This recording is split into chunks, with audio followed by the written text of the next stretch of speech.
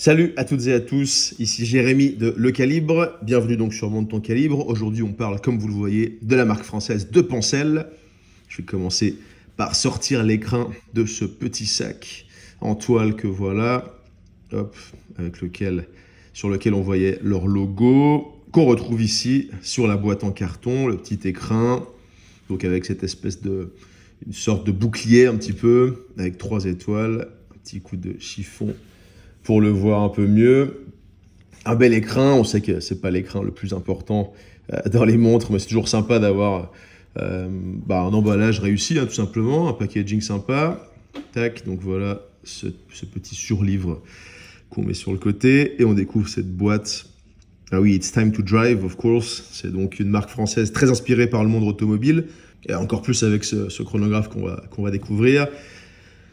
Donc on voit bien ce petit écrin en forme de livre avec le logo en surbrillance comme ça, assez cool, qu'on va ouvrir tout de suite pour découvrir la bête. Voilà, ça me rappelle un peu des boîtes d'autres marques dont on a parlé il n'y a pas longtemps.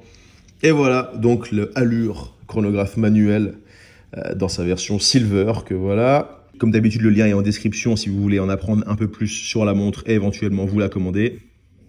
Ici, on a un petit prospectus qui nous souhaite la bienvenue à bord, welcome on board, avec quelques infos sur le chronographe, ce chronographe donc manuel, que voilà, quick start, etc. Wanna race, donc ce qui veut dire vous voulez faire la course, voulez-vous faire la course? Donc voilà cet aspect un petit peu osé, comme ça, un peu décalé. Hop, on trouve aussi un autre petit prospectus avec une image d'un pilote dans ce qui ressemble à une F4. Je ne suis pas spécialiste, mais bon, en tout cas une monoplace, et quelques infos donc sur la marque et sur leur aura et ce qu'ils veulent faire passer comme message. Petite marque française indépendante. Et voilà donc le chronographe manuel Silver en 39 mm, donc un format très sympa, très contenu, comme on en parlait sur une des vidéos sur le calibre. Théo nous expliquait que 2023 était une année pendant laquelle les formats avaient plutôt tendance à se rapetisser, donc étaient plutôt en dessous de 40 mm. Et on retrouve un peu ce concept ici avec cette de Pencel. Donc apparemment, a priori, d'ailleurs c'est ce qu'on disait déjà, ce que Théo nous expliquait, mais 2024 devrait rester sur cette mouvance un petit peu d'avoir des formats plus réduits. Donc vous le voyez ici, 39 mm, épaisseur de 13 mm, donc un peu plus épaisse. Pour une montre sportive, ça se tient, mais c'est quand même assez épais. Tac, même s'il n'y a pas, on voit donc sur le côté ici, est-ce qu'on arrive bien à voir une petite inscription Legend 60s, donc qui nous rappelle que c'est une montre qui fait référence aux années 60. Et de ce côté, on voit le fond transparent en verre saphir, à travers lequel on retrouve le mouvement ST1901, qui est donc un mouvement mécanique manuel, produit par Seagull, donc les Chinois. Donc le manuel, voilà comment on le remonte. Vous voyez ici, tac, je le remonte un petit peu pour pouvoir le voir à l'œuvre. Donc sa réserve de marche est de 45 heures environ. C'est un mouvement donc made in China, mais on sait que c'est un mouvement basé sur un mouvement suisse de l'époque. En fait, dans les années 60, les Chinois ont acheté les machines et les blueprints, etc., tout le matériel nécessaire pour refaire un mouvement de chez Venus, qui était le Venus 175. Donc on entend souvent que ce ST19, en l'occurrence ST1901, mais bon, la famille des ST19 sont des versions au rabais du Venus 175, sauf que en fait les Chinois ont racheté les machines, les plans, et aussi évidemment ils utilisent les mêmes composants pour construire ce mouvement à remontage manuel. Donc non, c'est juste que maintenant il est fait du côté de la Chine, mais en tout cas ils respectent ce qui avait été conseillé et inventé par Venus à l'époque en Suisse. Donc non, c'est ok, la main d'œuvre est moins chère, donc il permet d'avoir des coûts moindres. Bon, une partie des matériaux est peut-être un petit peu différente, mais en tout cas, en termes de construction, d'attention aux détails et tout, du coup, ça suit les standards suisses, quoi. Mais par contre, c'est une montre qui coûte 650 €. Donc, avoir un chrono manuel à 650 €, dans une montre vraiment travaillée comme celle-là, comme on le voit ici, eh ben, c'est pas donné à tout le monde. Donc assez sympa comme rapport qualité-prix. D'ailleurs, Seagull, très souvent, encore une fois, Théo nous en parle régulièrement, notamment avec une de ses montres préférées de l'armée, la 1963. Le rapport qualité-prix de ces mouvements chinois est vraiment très intéressant et il convient, d'après nous, de ne pas les enlever complètement de notre liste d'intérêts, tout simplement à cause du Chinese made, eh ben parce que ça peut valoir le coup, quoi. On se rend pas toujours compte, mais la Chine se construit quand même un bon paquet de mouvements de très grande qualité.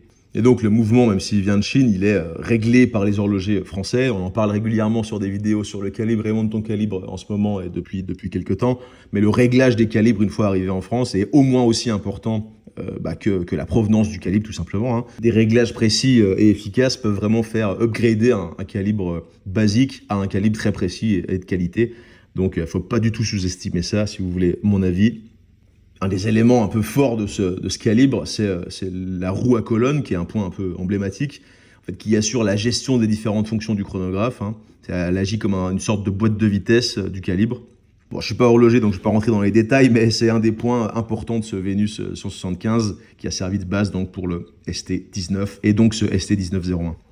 La marque appuie sur le fait que c'est un mouvement fiable avec des finitions soignées. On voit ici que les finitions sont assez basiques mais vraiment de qualité, ça c'est cool. On préfère des finitions soignées, minimalistes entre guillemets, plutôt que essayer d'en faire trop et de faire semblant de faire du haut de gamme alors que c'est fait par des machines, etc. Donc là, ça va être très sympa, un bel équilibre. Voilà, donc ce chrono, 39 mm de diamètre, 13 mm d'épaisseur, un entrecorne de 20 mm, une étanchéité à 5 ATM, donc assemblé en France, et garantie 5 ans. Toujours sympa d'avoir une garantie de 5 ans. C'est deux Pencel qui prouvent, encore une fois, qu'ils sont confiants dans la qualité de leurs produits. Deux Pencel, c'est une marque qui a été créée en 2018. En fait, le créateur Clément, le fondateur de Deux Pencel, c'est un ingénieur qui a toujours été fasciné par la beauté de la mécanique et par l'automobile. Et du coup, en fait, après ses études d'ingénieur, il a décidé de se pencher sur l'horlogerie. Et il s'est fait une formation à Genève pour apprendre le métier d'horloger rabilleur, en l'occurrence. Et puis donc en 2018, il s'est lancé un peu dans son rêve de toujours pour lancer Deux Pencel, donc sa propre marque, inspirée de l'automobile et de l'horlogerie de qualité, mais dans le but d'avoir donc des pièces respectables en termes de prix et accessibles. Et là, on en reparle, 650 € pour un chrono manuel, ça reste vraiment des prix accessibles et très sympa. Ça permet de s'offrir des pièces très cool. C'est pas du Swiss made, mais il y a quand même une vraie attention aux détails, un vrai taf de design, un vrai taf d'assemblage, des détails sympas. Les finitions sont de qualité. Donc sur cette allure ou sur les autres Deux Pencel, la marque fait quand même attention à proposer de la qualité. D'ailleurs, d'où vient le nom Deux Pencel? Je ne sais pas si vous le savez, mais c'est la contraction de 3 noms. C'est Delage, Panard et Facel Vega. Je ne sais pas si ma prononciation est parfaite, mais en tout cas, vous me direz en commentaire si je me suis trompé. Et donc, c'était 3 fleurons de l'industrie automobile française qui faisaient des voitures qui étaient faites pour le plaisir de conduire, d'après l'ami Clément, le fondateur de Deux Pencel. Et donc, c'est ce qui a inspiré cet ingénieur passionné à se lancer dans une marque vraiment intrinsèquement liée au monde de l'automobile et de l'automobile un peu vintage. D'ailleurs, je l'ai rencontré, Clément et ses équipes, sur le salon Rétromobile en tout début d'année 2024, je crois que c'était fin janvier. Très sympa d'échanger un peu avec lui et de découvrir ces différentes montres. Donc les valeurs de la marque sont vraiment en lien avec l'automobile, en lien avec le rapport qualité-prix et en lien avec le fait de mettre la France en avant, c'est toujours sympa. Je vous passe la montre ici au poignet. Tac, on le voit ici sur un beau bracelet cuir noir, un peu racing comme ça, perforé, avec des surpiqûres orange-rouge très sympa. D'ailleurs, on retrouve aussi le orange sur les aiguilles, notamment l'aiguille des secondes du chrono, comme vous le voyez, qui ressort parfaitement sur ce beau cadran un peu argenté comme ça. On retrouve aussi un peu de orange sur les autres aiguilles, notamment dans le sous-cadran à 3 heures. Voilà, une belle boucle logotée, super bracelet très sympa.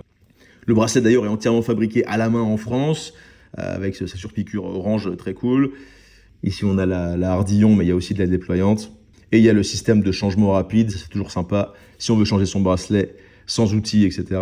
On en parlait dans une sélection des montres abordables il n'y a pas très longtemps. Théo nous expliquait qu'un des points hyper positifs de cette montre, c'est que beaucoup de différents bracelets lui allaient. Là, en l'occurrence, ce noir avec les détails orange, moi, vous savez que les couleurs un peu flashy comme ça, c'est mon truc, donc ça me correspond parfaitement.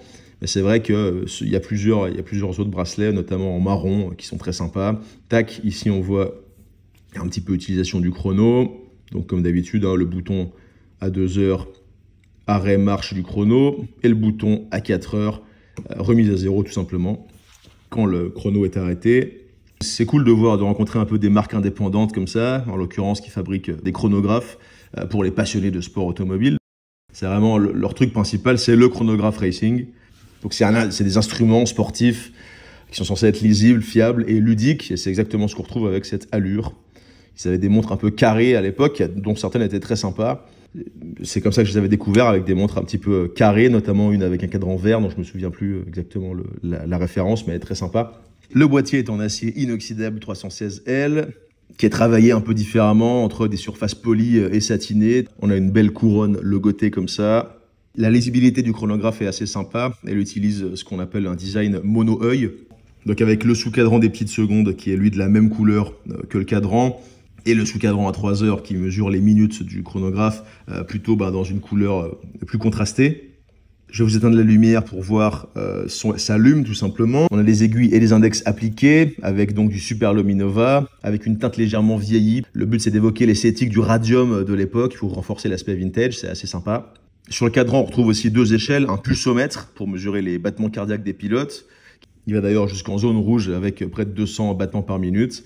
Et on a aussi un tachymètre étalonné de 0 à 240 km/h qui permet donc de calculer des vitesses tout simplement. Parfait pour un chrono automobile. C'est une montre qui nous plonge dans les années 60, hein, donc avec vraiment une inspiration vintage, une création moderne et des finitions de qualité de maintenant, etc. Mais vraiment une inspiration de l'époque. Espèce de retour aux sources qui célèbre un peu l'âge d'or de la compétition automobile de l'époque, qui était quand même plus crue comme ça, enfin plus violente, etc. Donc il y avait une espèce d'adrénaline vraiment différente à l'époque, il y avait beaucoup moins de sécurité, etc. Je vous la remets au poignet si vous voulez voir comment ressortent les 39 mm avec les 13 mm d'épaisseur. Mais donc ouais, cette liberté, cette adrénaline et cette passion un peu du pilote, ressortait, en tout cas était plus puissante à l'époque, en tout cas c'est l'image qu'on en a maintenant. C'était beaucoup plus dangereux aussi, hein, donc c'est clair qu'il y avait un autre engagement personnel. Les pilotes étaient encore plus des héros de la piste qu'ils ne le sont maintenant. Et c'est en partie ce que veut remettre sur le devant de la scène De Pencel avec ses pièces inspirées de l'époque. Les montres sont assemblées et contrôlées en France, hein, comme on l'a dit, dans le berceau de l'horlogerie française, donc près de Besançon. Et le but, c'est d'offrir un contrôle qualité, etc., digne d'un standard français donc haut de gamme, pour des prix qui tiennent la route. Donc on le rappelle, 650 €. D'ailleurs, je vous remets le lien en description si vous voulez aller lire un peu plus de caractéristiques, en apprendre un peu plus sur son histoire et vous commander cette allure. Donc merci d'avoir suivi ce petit Montre ton calibre. Et puis allez évidemment voir les autres vidéos sur cette chaîne pour voir d'autres montres à tous les prix et de tous les standards et de tous les styles. Merci à tous. Je vous dis à tout de suite sur une des 2 vidéos qui s'affichent et à plus les calibrés.